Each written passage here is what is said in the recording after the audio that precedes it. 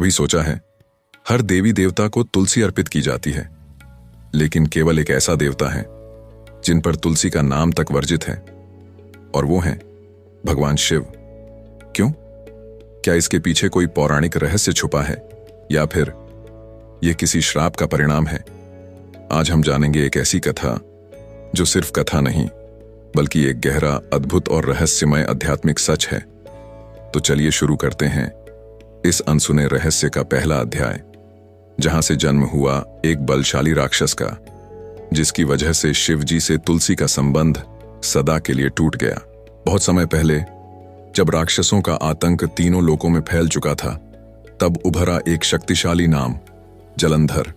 वो सिर्फ एक बलवान राक्षस नहीं था, बल्कि एक परम शिव भक्त था। उसकी भक्ति इतनी प्रबल थी कि स्वयं महादेव ने उसे अजेयता का वरदान दे दिया था। पर जलंधर की सबसे बड़ी ताकत थी उसकी पत्नी वृंदा, एक सती, पतिव्रता और निष्ठावान स्त्री, जिसकी तपस्या और धर्म के प्रभाव से जलंधर को कोई नहीं हरा सकता था।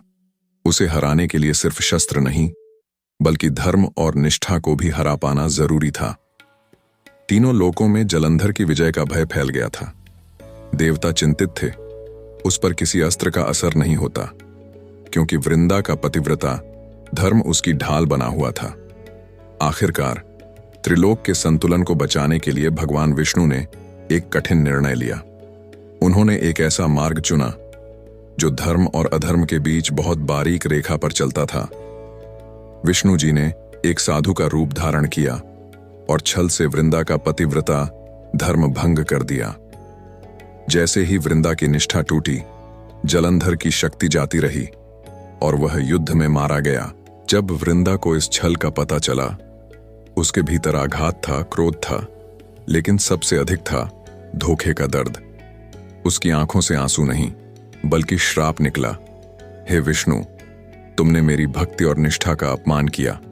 मैं तुम्हें श्राप देती हूं, तुम पत्थर बन जाओगे। इस श्राप से भगवान विष्णु शालिग्राम रूप में परिणत हो गए, और वृंदा, जिसने सब कुछ खो दिया, उसने अग्नि में प्रवेश कर लिया। जहां उसकी भस्म गिरी, वहां उगा एक पौधा, तुलसी। अब वह देवी तुलसी थीं, विष्णु भगवान की अर्धांगिनी। अब सवाल उठता है, अगर तुलसी अब विष्णु जी की पत्नी बन गई है, तो क्या उन्हें किसी और देवता को अर्पित करना उचित है? उत्तर है नहीं।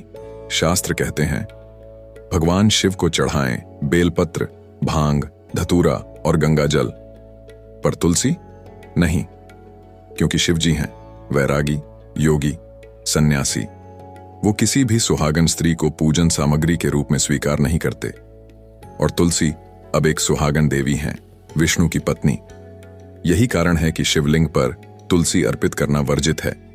अब जब अगली बार आप शिवलिंग पर जल चढ़ाएं, तो भाव के साथ ज्ञान भी रखें, क्योंकि सच्ची भक्ति वही है जिसमें श्रद्धा के साथ समझदारी भी हो। हर हर महादेव। और ऐसे और रहस्यों के लिए जुड़े रहिए धर्म पथ के साथ।